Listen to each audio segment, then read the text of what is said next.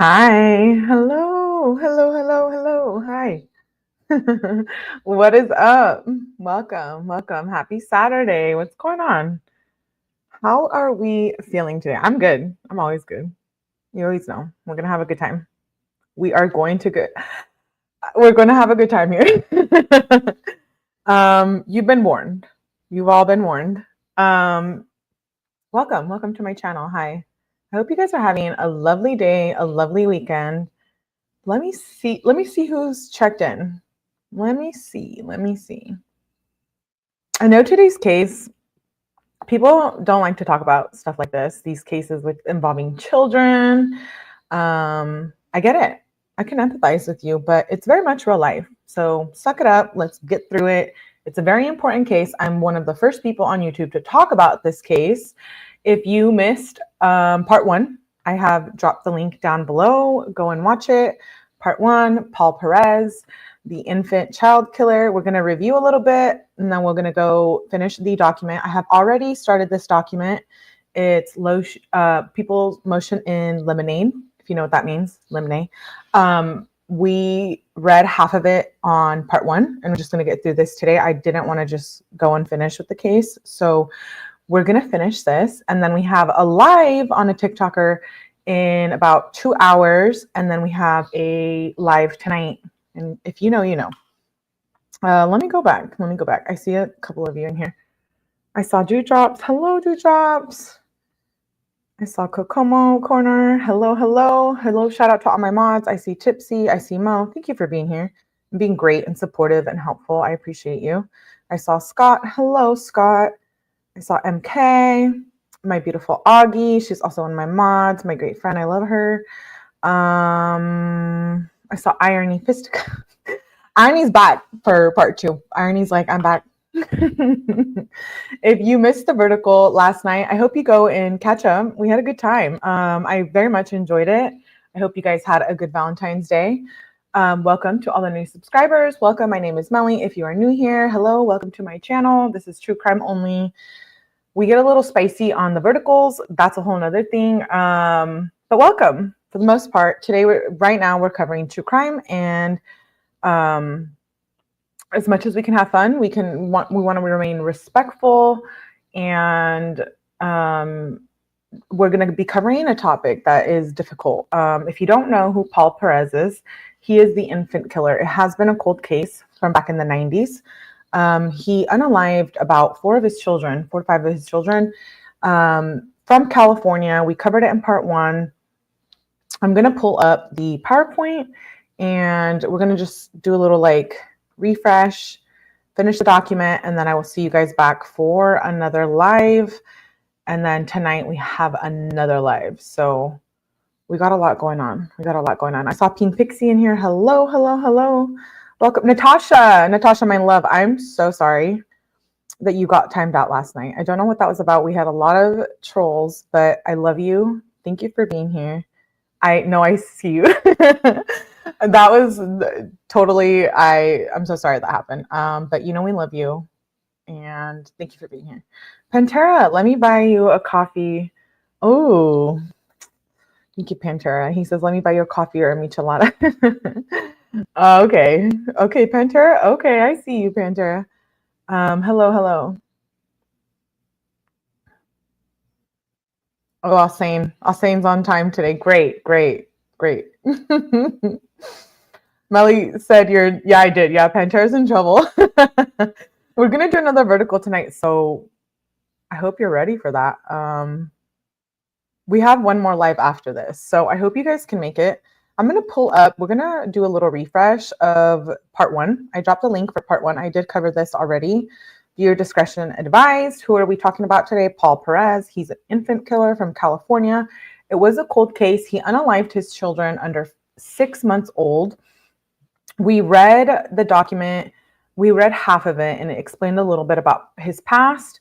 This part that I'm reading goes into depth about his past. And like I said, I didn't want to not finish it. So I know it's a touchy subject, but I appreciate you for being here.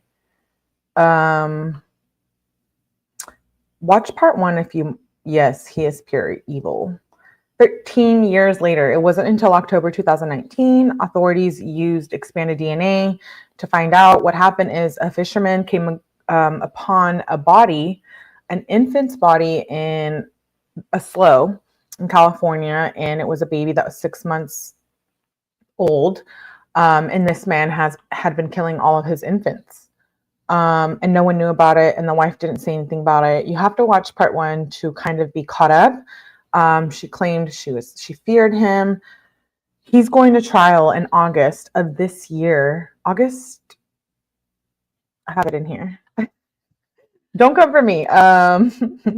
We'll go through all of these picks, but I have the court. I think it's August 18th or August 8th, one of the two. Anyways, he is going to trial. I did see through the FOIA request that court TV, etc., requested to be there. So I am assuming that it will be a case that will be covered online. But I am the first person to talk about it other than news channels. So we did a deep dive, like I said, in part 1, and we're going to finish the document. So I hope you enjoy. Yes, a baby's body was found way down in a slough in California around Yolo County. And that led to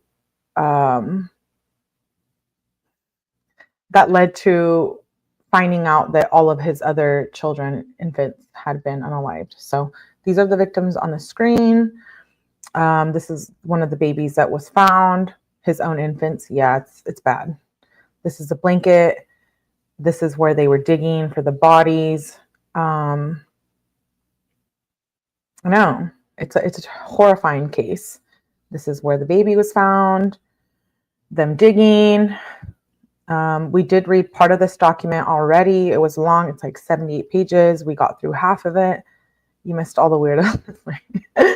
These are all the charges. If you want to know more about this, go back and watch part 1. I did drop it down below.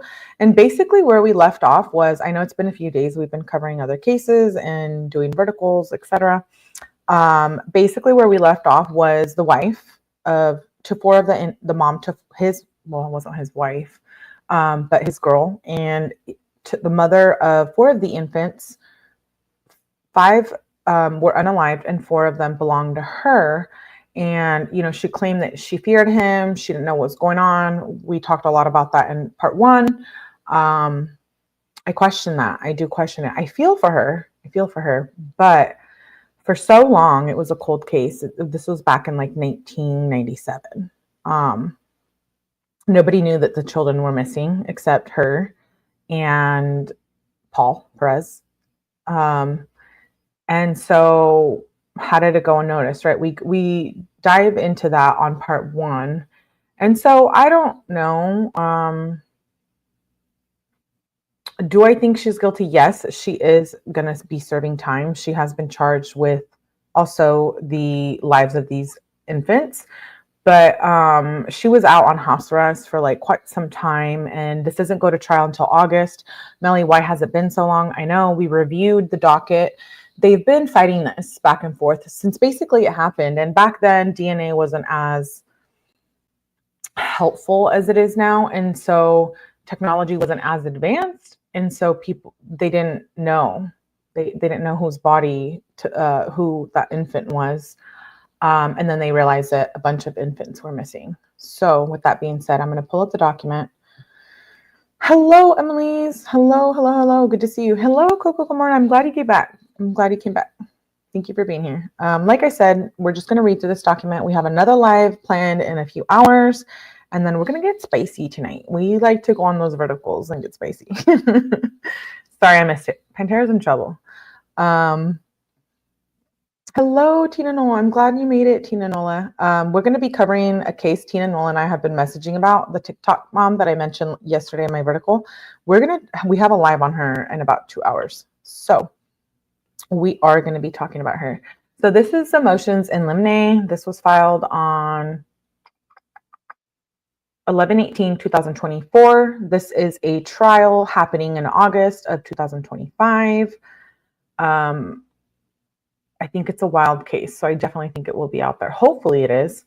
Let's get started. Prior history. So the mom to 4 of those infants was Yolanda, and she gets brought up here a lot. His name is Paul Perez. And if you missed the name of the children, I will put him up on the screen. So Nikko Allen Perez, he was the one who was identified in the SLO. He was born in 96. Kato Allen Perez is another infant that was identified, and he was born in 92. The other remaining infants have not been identified. Their remains have not been located. So they're charging him with the lives of all 5 of these children. Only 2 have been physically found, and I'm horrified. It's a horrific case. And it's not well known. So I figured it was important to talk about it, considering it's a cold case, right? I thought that factor was super interesting. And like I said, DNA was different back then. So I think there's a lot to this case. And if it goes to trial, I don't know. I mean, he's serving time in Yolo County and in California. And I don't know. I don't know what's going to happen. I mean, can you prove that you unalived the other infants without their remains being found and only 2 being identified and found, right? It's a controversial thing when it comes to the court system and charging people with these things. So prior history, some of these things are redacted. And when I say redacted, I'm just going to say blank. I don't want to go into it. I know the names, but I'm just going to respect that I got these documents from the district attorney. It was like pulling teeth, by the way. They denied my first request, saying that, they hadn't had a trial date set, so they didn't want to release any information. Trial set for August of 2025. So the people request that the court refer back to Section B of the Statement of Facts for purpose of limine. People are seeking to admit all prior domestic violence acts involving redacted, and 3 children. So if you missed part 1, make sure you go watch part 1, but it delves into his past and his domestic violence issues in his childhood, right? We saw there was a lot of SA in his childhood, a lot of abuse.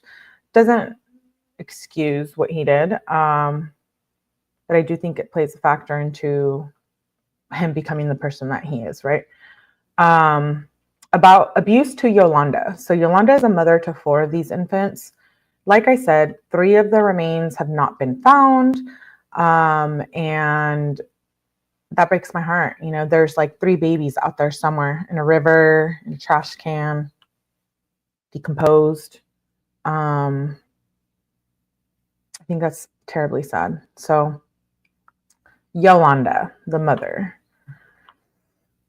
I'm not going to be very nice about it, but in my opinion, and by the way, this is just my opinion. We're reading court documents. These are public information. Go for it if you want to deep dive this yourself. I do not mention some of the people that are redacted in here, like I said, but we will mention the victims, and we will mention the mother, Yolanda, who I have mentioned previously before as well. Thank you, MK. I appreciate you. Thank you so much for gifting. I really, really appreciate you. Okay. Are you going to come for me? Before I get started reading this, I forgot to get my water. Oh, oh no, don't come for me. Let's see. Who are the new members? Irony, Natasha. Oh my God, people I love. Scott. You don't know. MK. Thank you. That's a good one. You gifted a bunch of people that I know and love. So I appreciate that. That's awesome. Hello, Meow. Hello, Cat Randall. Yolanda, every time I hear the name, I think of Pulp Fiction. That's one of my favorite movies. Cat Randall? Cat Randall. That is like probably one of my top 3 favorite movies. Okay, so let me get my water and then we're going to start on this. Don't come for me. I know I should have been well prepared. I wasn't. So, okay. Hold on 1 second.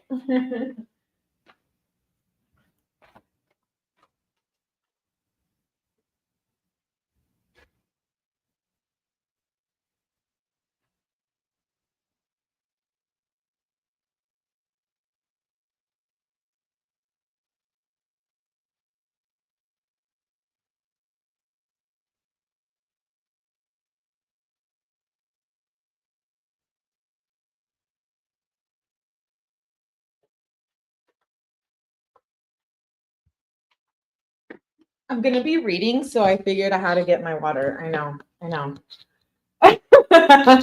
Austin, don't talk to me about that. Yeah, welcome new members. Welcome. Welcome. Okay, let's get started. My bad. My apologies. I'm sorry. I should be more well prepared, but it is what it is. Okay, so abuse to Yolanda, mom to 4 of the infants.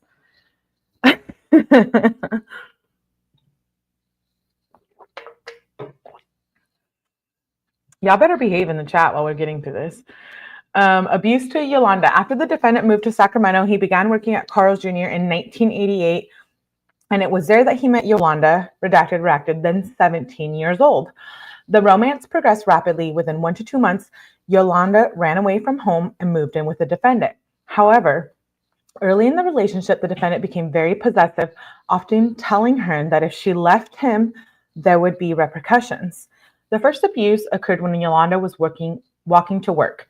The defendant backhanded her and dragged her back home. The next 13 years were rampant with abuse and threats.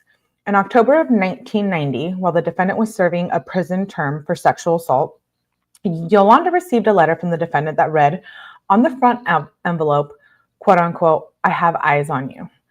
2 years later, in October of 1992, the family defendant Yolanda, redacted, Brittany. Brittany is the other child of Paul. She's the 5th child. And Kato were staying with redacted family in Sacramento. During their stay there were several instances of abuse that redacted witnessed, including one instance where redacted and a friend had to step in while the defendant was beating Yolanda. This occurred just days before Kato died.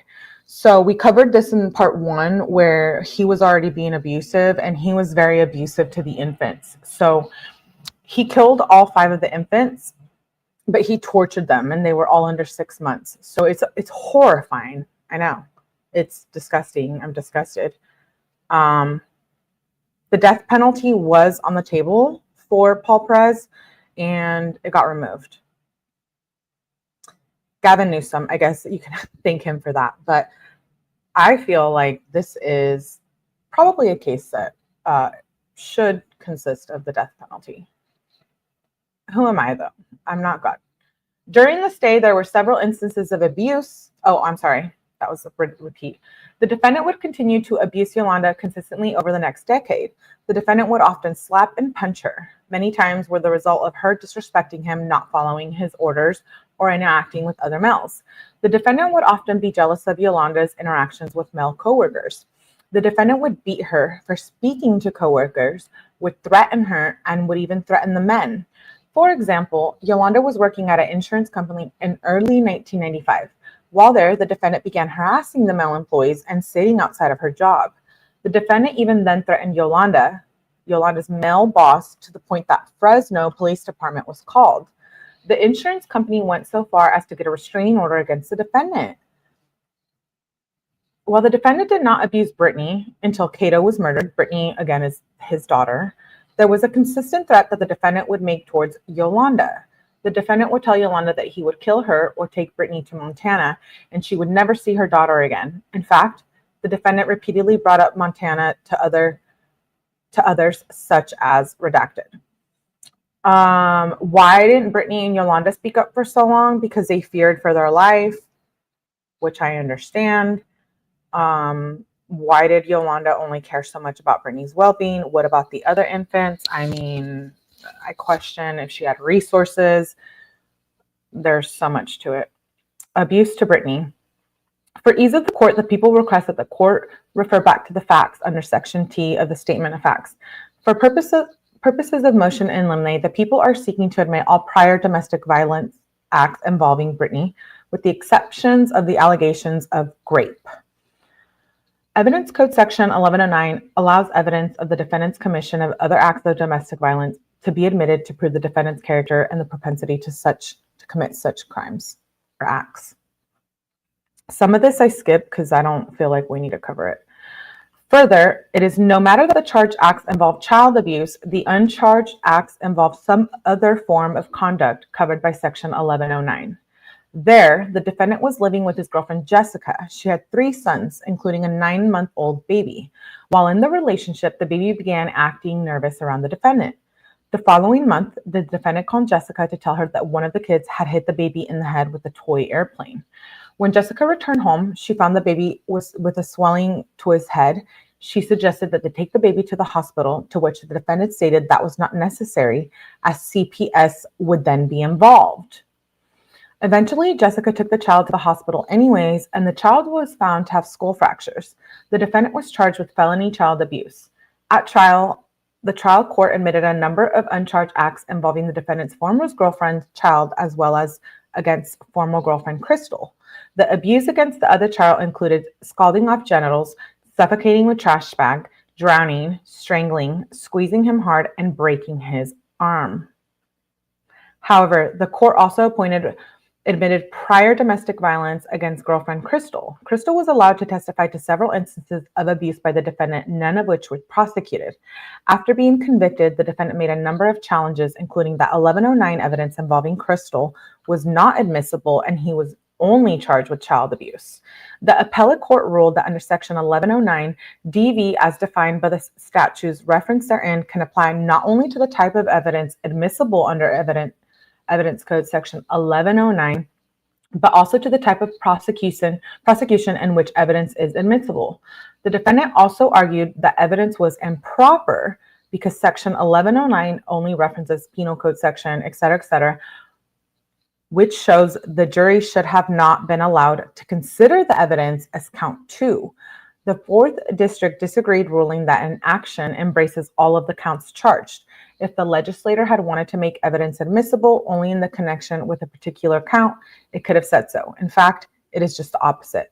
So his defense team is arguing, basically, they're going to argue at trial that this prior domestic violence situation, all of this going on, it shouldn't be brought up into this case. And I'm thinking, why not? Like, he was violent from the get-go. Does he have mental health issues? I don't believe so. I don't. There's a lot of cases we cover here where I agree that yes, maybe the person committing the crime did suffer from mental health issues, or there was something, we talk about nature versus nature, right? And with true crime here. And so I feel like this is just a monster, like torturing 5 infants. Yes, he was abused as well. That doesn't make it okay to abuse others. And there's 5 infants, right? And when you think of infants under 6 months old, you think the level of evilness in that, I can't get past it. I think he's a monster. Number 3, murder is the ultimate form of domestic violence. And I highlighted that in this paragraph because I thought it's so critical to so much that we see 𝗟𝗶𝗸𝗲 case. We see so many cases involving domestic violence. Courtney Clenny, we covered that here, a whole playlist. Like I said, there's a part 1 to this and it delves deeper into that, but I thought that was important. The court found that the uncharged acts were probative to the elements of murder, as a defendant's pattern of prior and acts of violence logically leads to the interference of malice, aforethought, and culpability. And I agree. All of this is just evidence that he was already a monster, abusive. He was raping people, beating people, threatening people. He was in jail for sexual assault. He was serving time for sex crimes at the time that these charges were presented to him. So he was supposed to be getting out of jail for sex crimes. And that same day, the prosecutor charged him with these charges of this cold case. So it's wild. It's a wild case. It's a wild case. Thus, not only are the unchild child abuse acts admissible in the current case, but so is the prior abuse of Susan, Yolanda, and Bianca is propensity evidence. I know, I'm sorry, I'm behind on the comments. You can't change the rules now, Melly. You said behave, never behave. Dorothy says, it's extremely sad to learn what this man has been doing since 1996 and hasn't been held accountable yet. Yeah, and we reviewed the docket. I think I pulled it up in the PowerPoint. There's so much. It literally took me like months to read through all this stuff. And this is like the document that I found was most helpful. But there is so much. When death penalty is involved in cases, you know how that goes. It's wild. Prior acts evidence under Section 1109 is presumed admissible and should only be excluded if its prejudicial effect substantially outweighs its probative value. Evidence has probative value when it is relevant to the issues before the jury, that is, when it has any tendency and reason to prove or disprove a disputed fact. In each instance, the defendant acted violently towards his family members, and his anger and frustration only increased when he lacked dominance and control of either. He would lash out at his significant others out of jealousy or disrespect by them. He would lash out if they did not provide money. He would lash out when he did not get what he wanted. The same can be said for the children. The defendant used them as bargaining chips and would lash out at the children when his significant other was not obeying his demands. He viewed them as objects and not as living beings. When he would not control their crying, when he couldn't make them into what he wanted, he lashed out violently. The defendant exhibited the same thing with every member of his household. The evidence shows that when frustrated, disobeyed, and angry, the defendant lashes out violently towards vulnerable family members in order to effectuate control. It was through this violence that he sought not only to control his family, but also sought to prevent them from reporting the abuse. I agree with the state here. I do. Yes, it prevented them from reporting the abuse, but this happened for so long, right? I don't know. I know it sounds harsh, but I think Yolanda is being charged. So I think that is legitimate. But yes, I do think it played a role into that. She played a role into that. I don't think she's responsible for it, but I do partially think that she knew what was going on. And if you see something, say something. And I guess she was scared, but I don't know. Times were changing, right? This was like back in the 90s. DNA was different. Things are different. Taboo topics were different. So I don't know. I'm going to be curious to see what happens in this trial in August. I really am. I'm going to try to be there physically, but we'll see. Let me catch up. He's had freedom for, yeah, he has had years of freedom. Hey, Kristen Davis. I've missed you, my love. Good to see you. Good to see you. Welcome. Hello, Cat TV. Good to see you. Yeah, TᕼᗪTK, I know. It's a brutal case.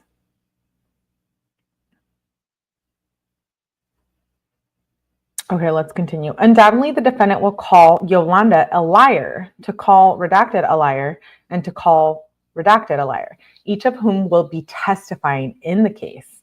The jury is entitled to have a full understanding of the defendant's impact on these women and his control of them through abuse or threatened abuse of their children. Each of these women, all of whom know very little of one another, will paint a consistent theme. So none of these women knew that he was having all these babies with all these females. The defendant abused these women, but when they rebelled or stood up to him, he asserted his control through abuse of their children. The defendant understood that through threats, he curated an umbrella of fear in which these women were held hostage. To deny admission to any of these offenses would create a fictional aura to the jury that the defendant was otherwise a loving, caring father and partner. Whereas the truth is the defendant, for nearly 3 decades, abused every partner and nearly every child within his control. This is a good document.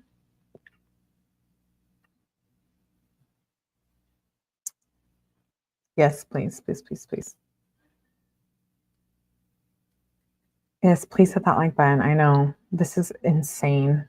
Please make sure you go back and watch part 1. I did link it in the chat. I'll drop it again. It's a very, very wild case, and I'm so happy to be one of the only few people on YouTube talking about it. You didn't miss much, Laura. I'm glad you made it. Oh, Dewdrops. Thank you for the super sticker. I appreciate you so much. I really do. You're always such a great friend. Let's move on. The prior acts are not more inflammatory. The defendant is accused of murdering 5 babies. It is hard to imagine a set of charges and facts that are more inflammatory. Thus, the fact that the defendant has been accused by others of domestic violence, including child abuse, cannot be said to be more inflammatory. Certainly, any prejudice is the exact prejudice that Section 1109 contemplates. The defendant's prior abusive conduct is no more inflammatory than the lowest charges in this case. The defendant's prior bad acts only differed in the target, but not the intent or the manner in which he effectuated his intent and violence. This factor weighs heavily in favor of the people. There's a lot to this document, honey. It was like 108 pages. I read it all, so you don't have to read it all, and I found the best parts of it. So I hope that this is explaining what I think is going to be important when the trial comes, right? Which is why the state has filed this document. There's no possibility of confusion. There's zero chance that the evidence of prior abuse would confuse the jury, as they involved separate instances, separate romantic partners, separate children in different locations. Further, as the children from the defendant's relationship with Redacted and Bianca survived, there is no zero possibility that the jury will confuse the case with one another.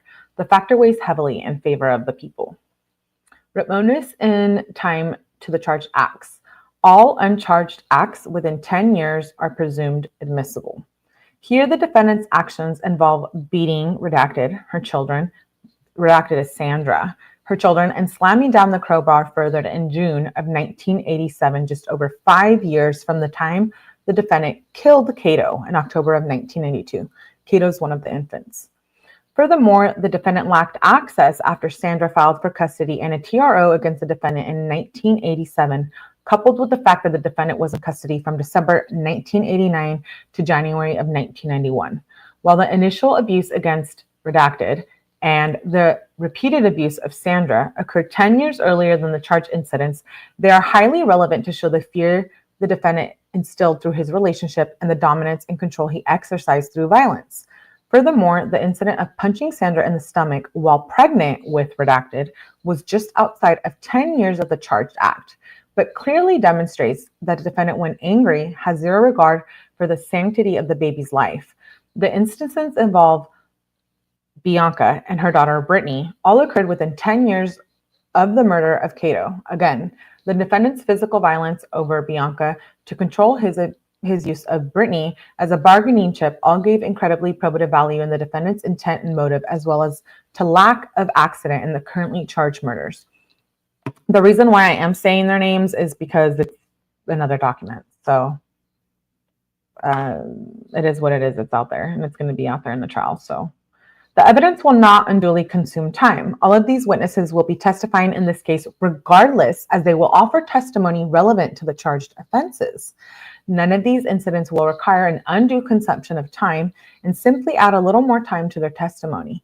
The people anticipate that the testimony of all prior incidents will take less than 1 day of evidence in sum. For a jury trial, that will take months. 1 day between all of those witnesses of highly relevant and probative evidence is minimal. The factor weighs heavily in favor of the people. His own babies, 5 of them. 5 of his own babies. I'm just hearing about this monster, so I'll look into him further. I'll watch part 1.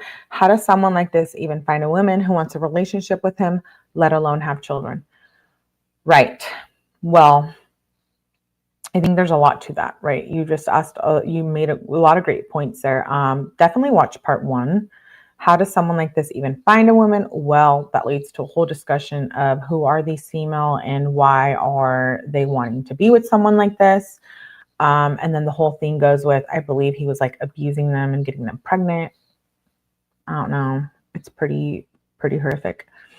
Conclusion. The evidence presented in this motion is highly probative. To claim that it is anything but ignores the case law and the compelling circumstances of this case. Any argument as to prejudice does not reach the level of being substantially outweighed, and rather many of the same arguments as to the prejudice explains the exact reason the evidence is so probative. So the defense doesn't want any of this brought in, like his past. But why? This happened in the past. It was a cold case. This was a cold case for decades. Which is wild to me, because now like these true crime cases, there's like DNA. I mean, there's so much. Things were so different back then. It's wild. Defense will undoubtedly claim that Yolanda is a liar and murdered these children. Yet 3 women, all relative strangers, offer an insight into the defendant's abuse towards them and their children. They offer insight into his dominance and control that was done in the privacy of their homes. Therefore, given the high essential probative value with minimal prejudice, the evidence is favored by the legislators should be admitted. Under the broad definition of admissible character evidence of domestic violence under Section 1109, animal abuse qualifies as domestic violence. I thought this is so important because he was abusing animals. We cover a lot of true crime and true cases. This is like, he is a psychopath. I think Paul Perez is a literal monster. Yes, has mental health issues, but I don't know. He has like a little demon living in him, because this is just animals, infants. I mean, decades. That's right. Decades. Nobody knew. Nobody knew until a fisherman was just fishing and comes across a box in a slough, and it has an infant, decomposed, weighing him down. I don't know. I don't think I'll ever understand this. The Perez family adopted multiple animals. However, none of them would last as many of them were killed or abused by the defendant. In 1996, the family adopted a Cocker Spaniel, Molly. However, Molly chewed on the blinds and barked, which irritated the defendant. Similar to our victim's body in the slough, one day while Bianca, the defendant, took Molly to a body of water, he threw her over a fence into the water and left her behind. Around the same time, there was another dog which kept chewing on its paw, and the defendant killed it by locking it in a vehicle trunk. I can't. I cannot. What a puke. Yes. Animals and babies. Yes. I'm horrified. I'm horrified. I can't. I can't. I already read this too. It's like, I'm shook. I'm shook. There was Max, another dog that the defendant smothered to death and then threw in a dumpster. There was Shadow, a cat that the defendant threw against the garage door.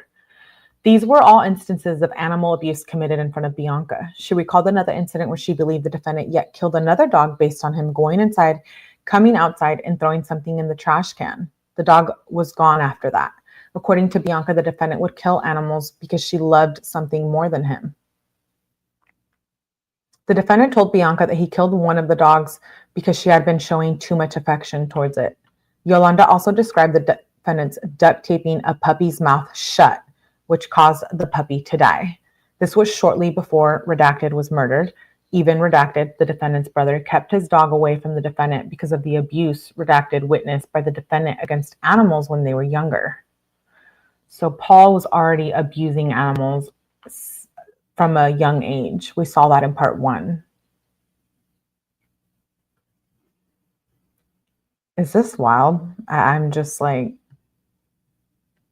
savage. Horrific case. I know. Pantera's so mad. Jesus, man. Like I said, sometimes I don't wish death upon anyone, but I coming from like a professional standpoint, I think that yes, sometimes a death penalty should be present, and it pisses me off that it was removed here. That they were going to give him the death penalty, and thanks to Gavin Newsom in 2019, that was not possible. So this man is living in a county jail right now, and he is in Gen Pop, and he does have a trial coming up, and I'm just horrified. I'm horrified. As demonstrated by the defendant's actions involving children and animals, he disvalues the lives of living things. The killing of animals in front of Bianca shows a particular form of domestic abuse by giving credibility to the threats he would make to his family and the control he exercised over them. The defendant's extreme jealousy, coupled with the inferred burden he felt from the need to take care of other living things, shows a particular malevolence above and beyond the norm of traditional domestic violence cases. The fact that the defendant would make direct comments as to his motive for killing these helpless hairless animals shows the exact motive for the killing of our 5 victims here. Therefore, the prior animal abuse involving the defendant should be admitted. So like I said, the state is fighting for all of this. They want to hear about all of this in the trial. They want people to testify. We have all the baby mamas testifying. I mean, I hope it's televised because I feel like this is going to be crazy, a crazy trial. It's sickening listening to all of this. I know, I agree. Hey, Team Brittany. I appreciate you. I appreciate you very much so. Thank you for being here. Some evil, right, MK? Right. This is like beyond evil, right?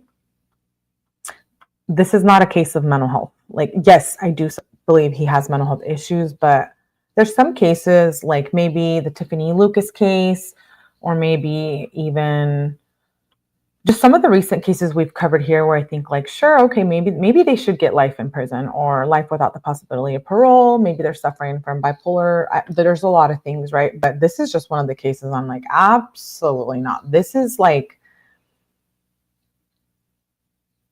crazy. The evidence code authorizes the use of expert opinion testimony, generally when it is related to the subject that it is sufficiently beyond common experience that the opinion of the expert would assert the trier fact.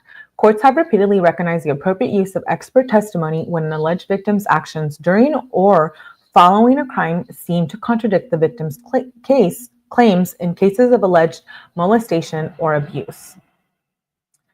Expert testimony about battering and its effect is relevant to, quote unquote, explain a behavior pattern that might otherwise appear unreasonable to the average person. Expert testimony is necessary to dispel common misconceptions about battered women. Expert testimony regarding battering and its effects is admissible to explain the domestic violence victim's behavior, such as why the victim may stay with the batterer or why the victim may recant the story of abuse. Furthermore, expert testimony is admissible when the victim's credibility is at issue. Expert testimony is also commonly used to explain why a victim may stay with a batterer. Expert testimony may explain why victims of domestic violence often change their story by recanting or minimizing their abuse. And I do believe that these females were experiencing all of this abuse, right? But when it comes to Yolanda and as of the last situations, I feel like we need to hear from her, right? Like at the trial, we need to hear like, why were you scared when he got locked up and he was locked up? So you were scared that he's going to have people come find you? I mean, how realistic was that?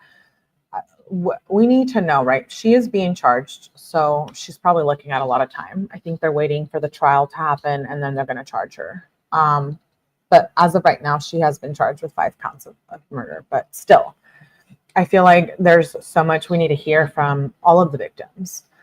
When the victim's credibility at the time of the abuse is at issue, expert testimony about battering and its effect is admissible as evidence of the victim's state of mind at the time of the incident, even if the victim does not recant the story of the abuse at the time of the trial.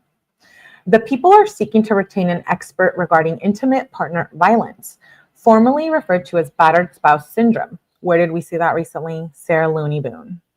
Right, she tries to say that she was experiencing this when she zipped Jorge up in a damn suitcase.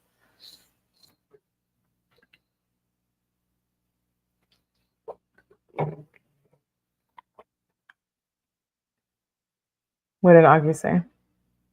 All the old stories will get a new live if streamed. And I think that's why I covered it.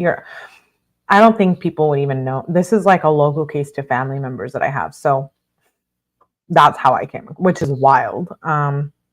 If you search it on YouTube right now, I think there's like 2 other small channels that made a clip about it. It's like 5-10 minutes, and then the news channels, and then you have me.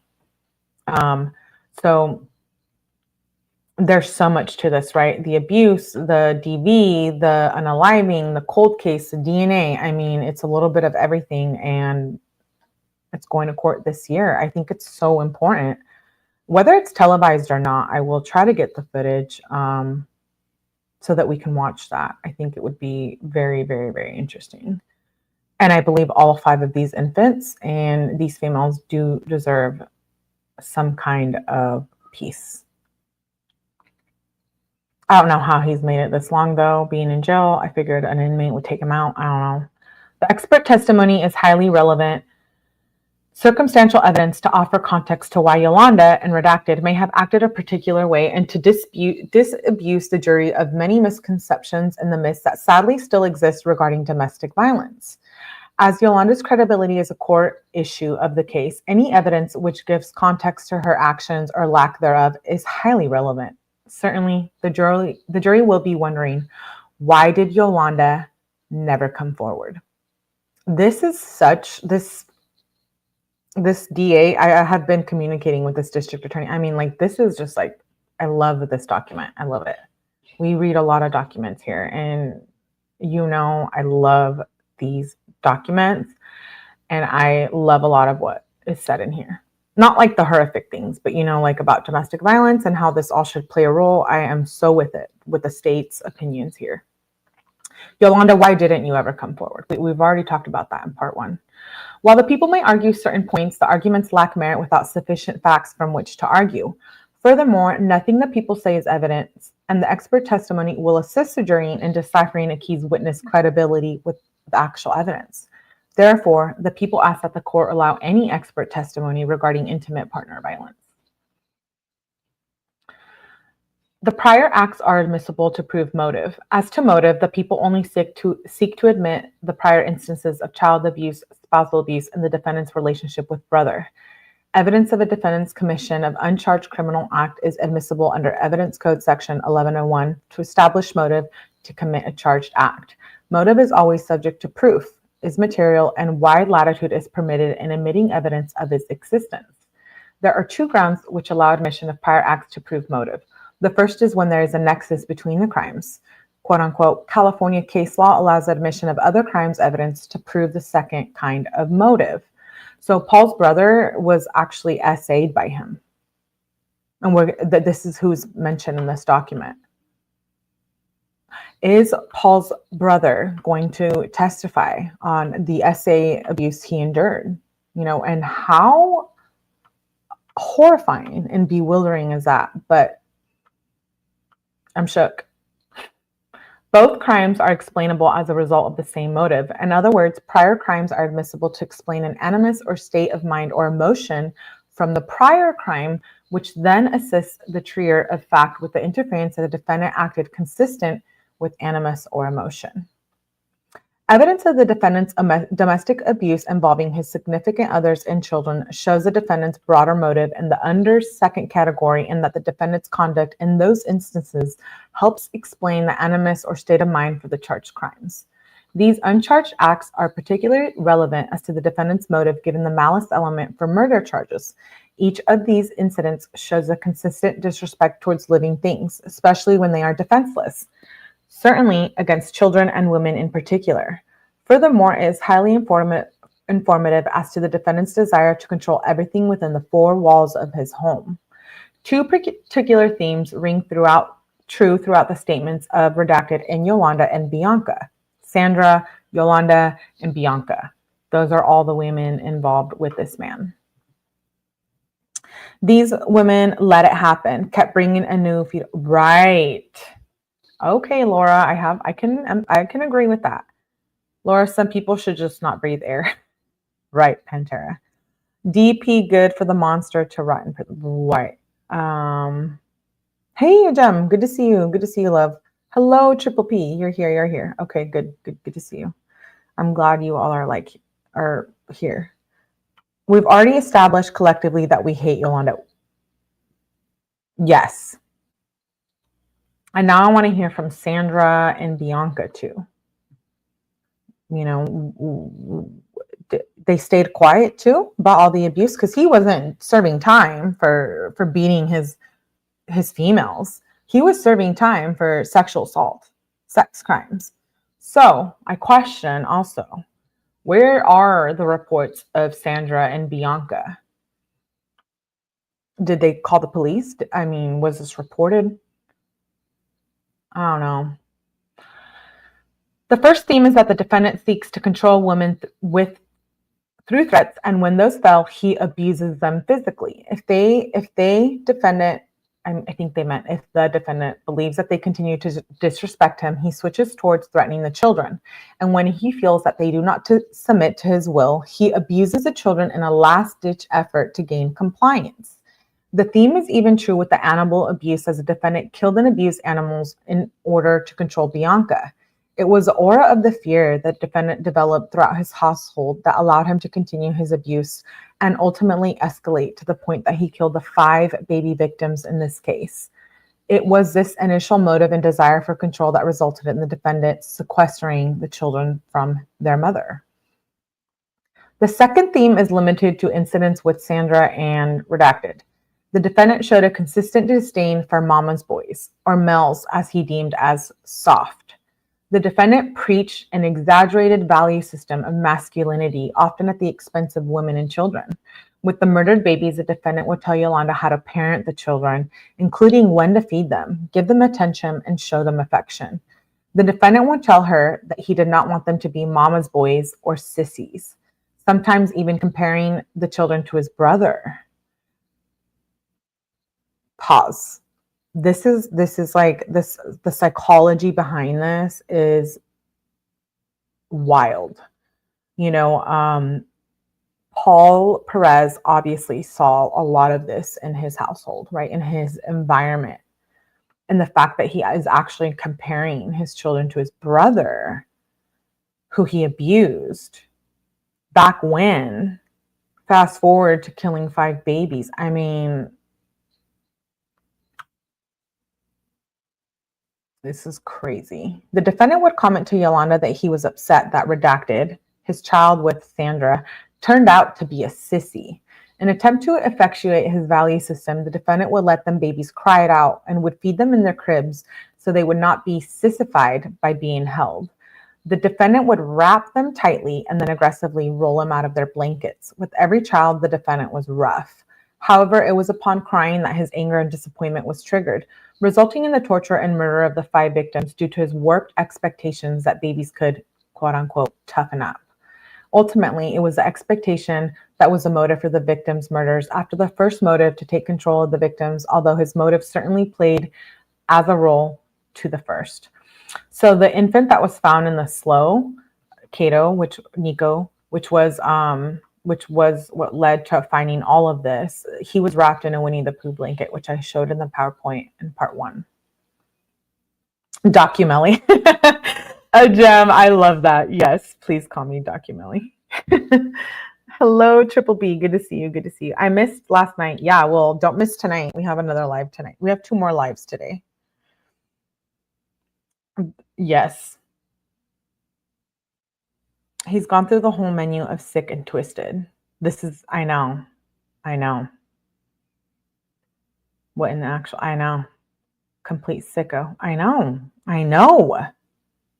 This is why you're going to be following this trial with me, right? In August. No one even knows about it. But now you know. How does a baby refrain from behaving like a sissy? I can't even talk about it. Like, I'm reading this document, but don't get me started. I feel like we need to save that for the vertical because I will pop off. I do not like crimes, and nothing involving children is okay in my book. Nothing. None of it. Nada. Nothing. Children should be left untouched. And if so, you deserve the death penalty. That is how I look at it in my eyes. I'm disgusted. Horrified. Appalled. There's no substantial prejudice when compared against the motive. As referenced already, the defendant is charged with multiple murder of infants. As such, his beliefs and his treatment of the children and his control of the household are highly relevant. Furthermore, it appears that the disdain for his brother was the inception for the motive of combating weakness.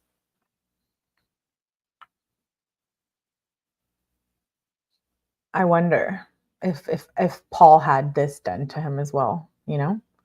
Doesn't make it okay.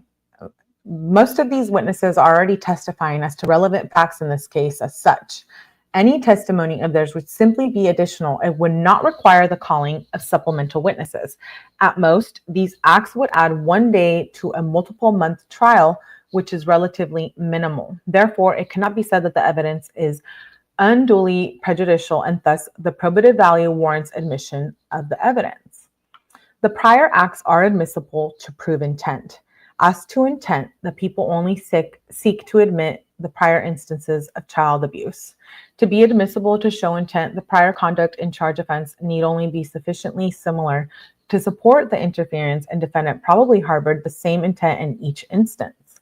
However, the least degree of similarity between the uncharged and charged acts is sufficient to prove intent because of the reoccurrence of similar result tends to a negative accident, inadvertence, good faith, or other innocent mental state.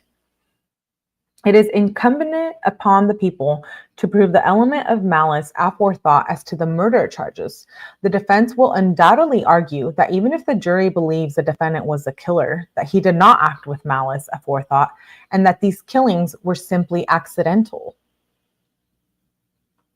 He tortured the infants 6 months, and they were below 6 months or below 6 months. He was breaking their arms, suffocating them, starving them. Even if the defense is accidental, I know that the jury will be like, absolutely not. However, still, he's already in jail. He deserves the death penalty. However, the defendant routinely acting with a disregard for the safety of children shows a pertinent malice aforethought, not only implied, but expressed. In the past incidents, the defendant did not kill the children, but engaged in similar risky behavior. As such, the survival of the children coupled with threats made shows that when the defendant acted with the 5 victims here, he meant to kill. Further, even under implied malice theory, the defendant's acts and his partner's reactions show an understanding of the vulnerability of children and the need to act with more care. Certainly, this is true when considering the actions of his romantic partners when he engaged in this conduct, such as going to the hospital, as Sandra did with Redacted and Redacted, divorcing the defendant, Sandra with all the children, and complying with his threats to avoid the threatened harm, Bianca and Brittany. As such, this court should admit the prior acts of child abuse involving Redacted to prove intent. As to identity, the people only seek to admit the prior instances of child abuse to be admissible on the issue of identity. An uncharged crime must be highly similar to the charged offenses, so similar as to serve as a signature of fingerprint. Sorry, not footprint. I don't know what that means. Let me catch up with you guys. That's beyond, right, Ajem? Is he facing DP? Yeah, he was facing it, and Gavin Newsom removed it, like the laws with California, so he doesn't get the death penalty, but he should have. I saw Triple P. Thank you for the super sticker. I appreciate you. Thank you. I know, Augie. I know. I can't. Sick monster. So sick. The defense will argue that Yolanda is the killer, and the defendant's role was limited, which makes the prior uncharged acts highly probative to prove the identity of the murderer. The child abuse facts here are sufficiently similar under Section 1101 to prove identity. Here, the defendant committed these crimes against children who are related to him or belong to his romantic partner while abusing alcohol or drugs as part of an escalating pattern of abuse involving his romantic partners during an argument while occurring between the two alone. Therefore, the prior uncharged acts of child abuse are admissible to prove identity. And I go back to when the state says the defense will argue Yolanda is the killer.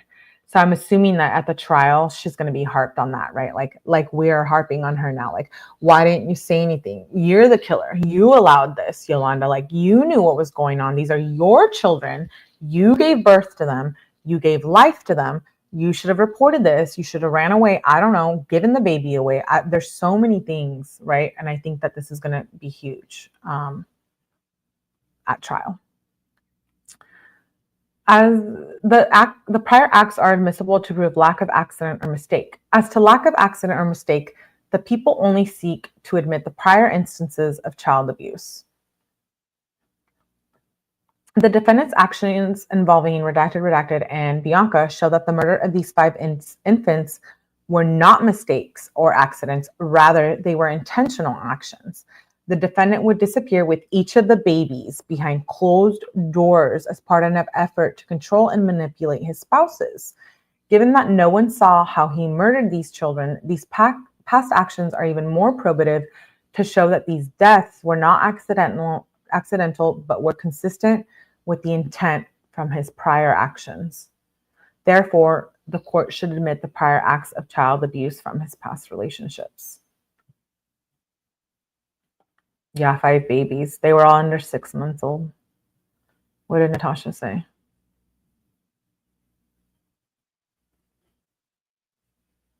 Five children. Yeah, 5 infants. I'm so angry how he lived his life. I know. You're telling me. When I got these I think I had these documents for about like 3 months before I could even like get to them and read them. I was so livid. The quote unquote only want to present these right. He's a sicko. He's a monster. Patty, hello, Patty. I wonder how all these criminals locked up together don't end up killing each other. I wonder the same thing. Pantera says some people just won't remove something that's unnecessary from their life as a way to not lose a resource. What the resource could have been is beyond me. I agree. Yes, please hit that like button. He is the kind of person the DP was invented for. If not, then who? I agree, Natasha. He should have definitely got this. This is crazy. The fact that the DNA, the whole thing, I'm a science major, so like sometimes I'm like shook. I'm like, how could they not figure this out like back then? But you know, things are very different, very different. Throughout the defendant's life, he has been incarcerated, sometimes for a few days and sometimes for years. Relevant to this case are 2 timeframes in particular.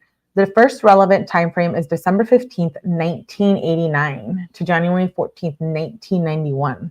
This is when the defendant was arrested and later served as sentenced for sexual assault. The second relevant timeframe is from August 21st, 2001 to January 8th, 2004. This is when the defendant was arrested and later served a sentence for driving the stolen truck. The first time frame is highly relevant as it explains the opportunity or lack thereof as to why Brittany survived her infancy. By the time the defendant was released, she was nearly a year old, and unlike the other babies, had already met the extended Perez family.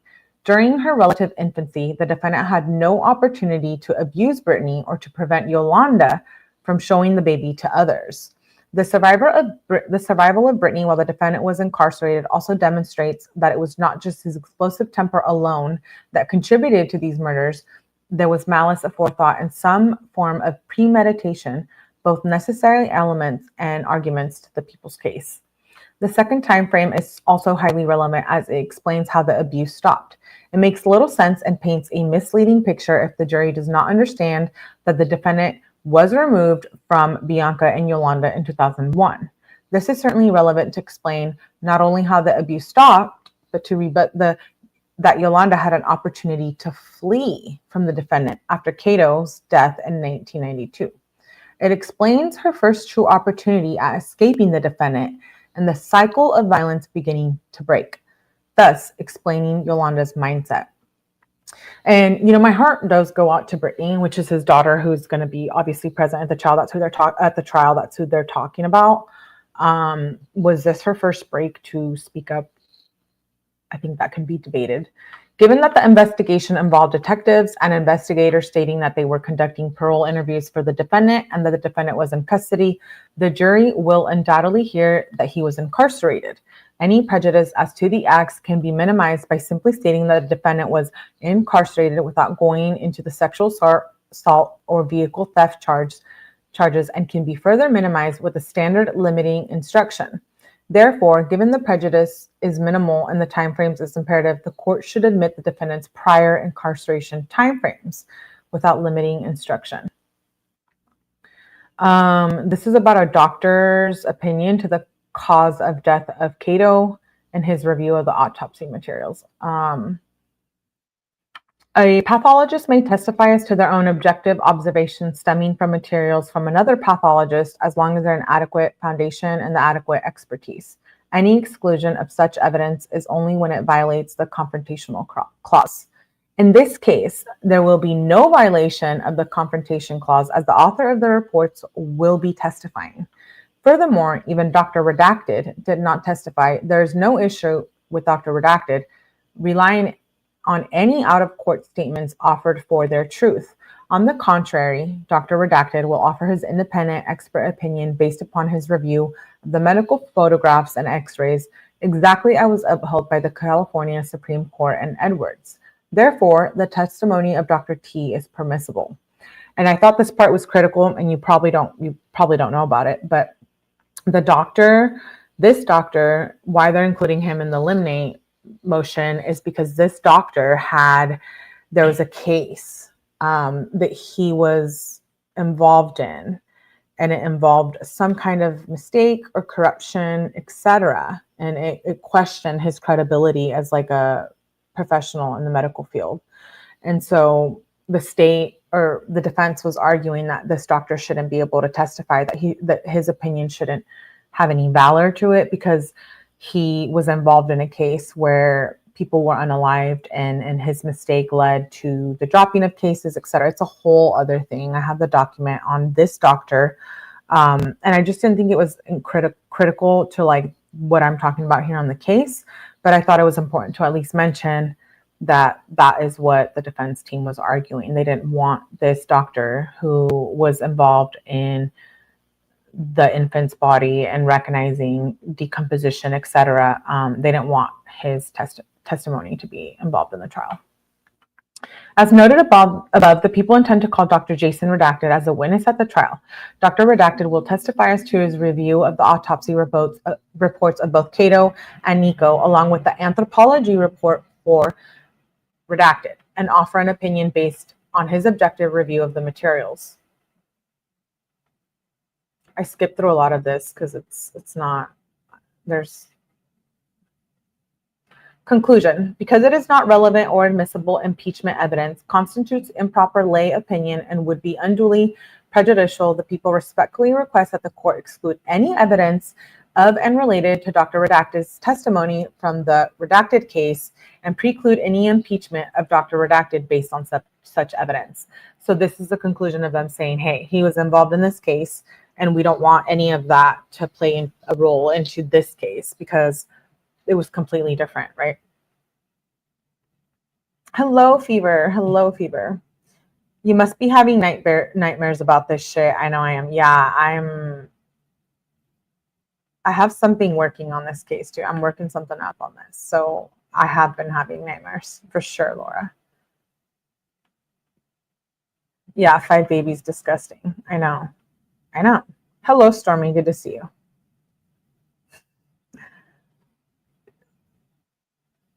Yeah, detention.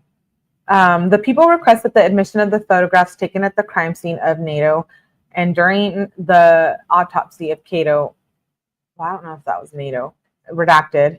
The admissibility of victims' photographs lies within the discretion of the trial court. That exercise of discretion will not be disturbed unless the probative values of the photographs is clearly outweighed by the prejudicial effect. So he named 2 of the infants had the same name. Like, I thought that was weird too. I think that's like a psychological thing.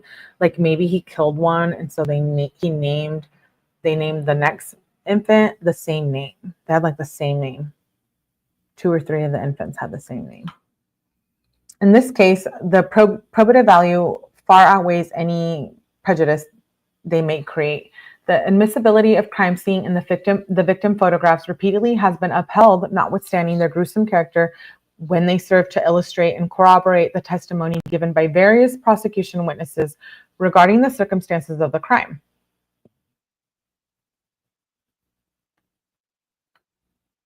Autopsy photographs of a murder victim are always relevant at trial to prove how the crime occurred. The prosecution need not to prove these details solely through their witness. I wasn't able to get these pictures, by the way, because they were infants. In this case, the people seek to admit crime scene photographs and photographs taken at redacted and redacted autopsy from redacted and photos from the examination of the remains of Nikko. The probative value of the photo far outweighs any prejudice they may create. The crime scene, autopsy, and anthropologist photographs of the victims should be admitted because they are best evidence of the injuries. The jury is entitled to see the physical details of the victim's conditions to support the prosecution's theory of first-degree murder and torture. The photos are not unduly prejudicial in relation to the charges.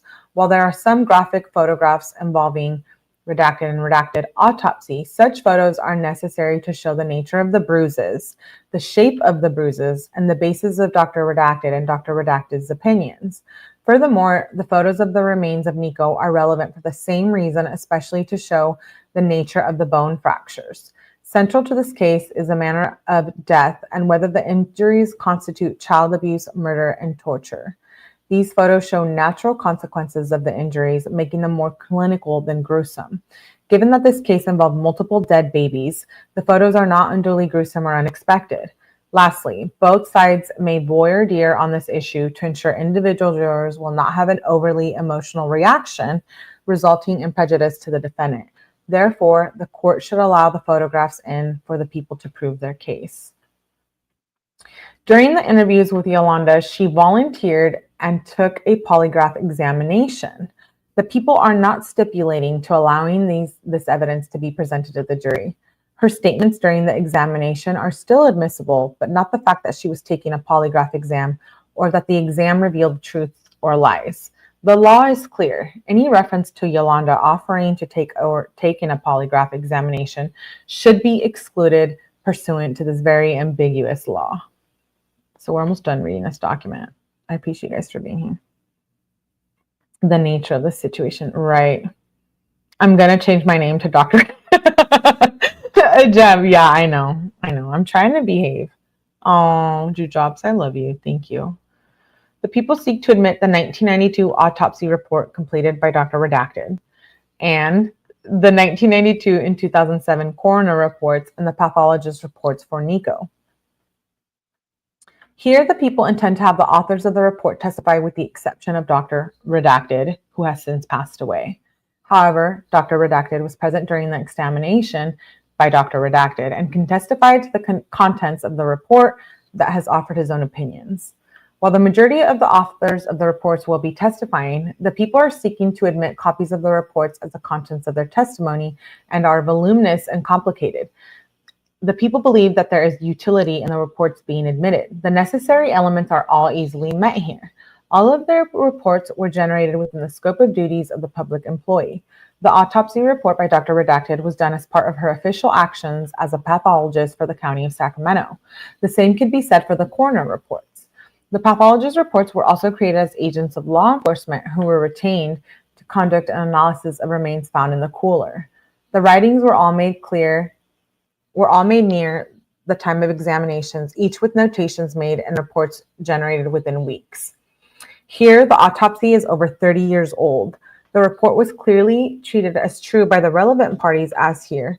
The report caused Redacted to contact the Sacramento Sheriff's Department twice, asking them to conduct follow-up into the manner of death of Kato.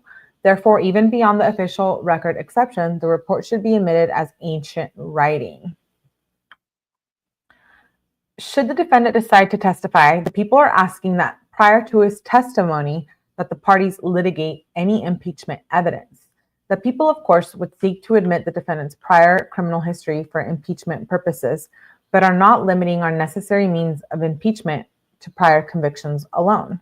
Given there are a large number of scenarios in which ways impeachment evidence may become necessary, to the people would ask to litigate any impeachment beyond these convictions prior to the defendant testifying. However, as to prior convictions, the people move to admit for impeachment purposes the defendant's prior convictions involving moral turpitude. 1. He received a stolen property, which was a felony conviction on May 31st of 1981 in Merced County. 2. Assault with intent to commit sex crimes. Felony, convicted on February 14th, 1990 in Merced County. 3.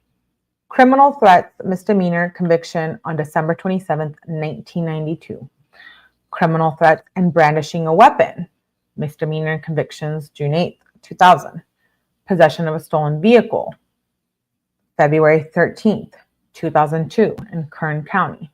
This was the arrest that allowed Yolanda to separate from the defendant as referred to in the people's motion in Limine, subsection 5. Evasion and possession of a stolen vehicle, felony, August 6, 2010. in Yolo County. At the time, the people are only seeking to admit the above convictions. However, the people by no means are agreeing at this time that other conduct, arrest, or other convictions are relevant. The people are prepared to prove these through certified documents and testimony of witnesses if necessary. The people request that the defendant be admonished first that he bears responsibility for what he says during his outburst. So they're saying the defendant should be admonished to not speaking to the witnesses, making faces, or having audible outbursts during their testimony, or engage in any intimidating or harassing conduct. So they're basically saying like he can't do any of this.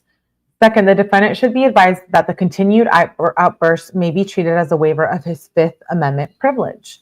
In order to protect the integrity of the trial as well as for the well-being of the witnesses, the people request that the defendant be admonished not to speak with the witnesses, make faces, scoff, or make outbursts during their testimony.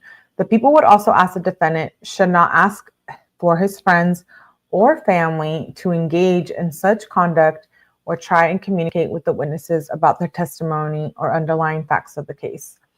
The people moved to exclude any potential witnesses from the courtroom during trial. Okay, that was it.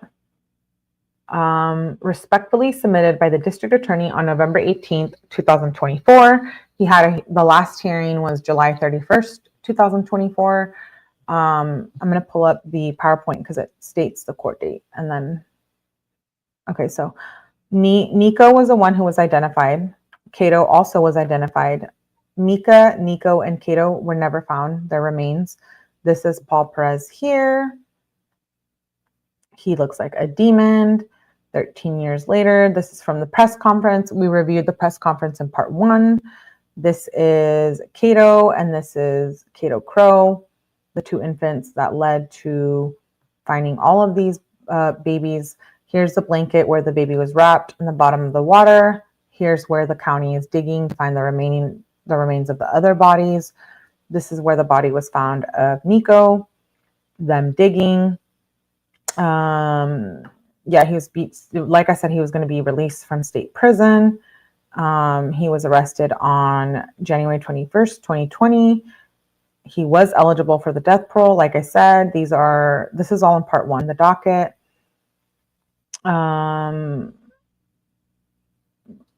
Here we go. So I'm sorry, I was wrong. It was January 15th, motion granted to continue jury trial. January 21st, trial jury. Oh, I was right, actually. The 30th. Trial setting conference. July 29th, 2025 is the trial readiness conference. Trial during 9 weeks on August 18th at 9 a.m. So it is going to trial August 18th. So I was pretty right. If you're interested in what the rest of this PowerPoint entails, this is all in part 1. So we did it. We read through 108 pages of this. We did the first part of the document on part 1, and then we finished it today. I will be keeping up with this case. I am going to try to get all the trial information, see what I can do about that. I appreciate you guys. I know some of these cases are super difficult to talk about, especially with babies, involving babies and domestic violence. So shout out to all the domestic violence survivors. Yolanda, I can't wait to hear from you, girl. What you got to say? Those poor, beautiful babies. I know. We got through it. Yes, I know. This is a solid video for background for a summer trial. Right, Kat, right. That's why I wanted to really dig into the documents and stuff. So I'm working on something else regarding this case. I'm not going to say anything much right now because it's still in process.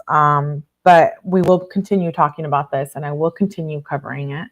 So make sure you hit the like button, subscribe.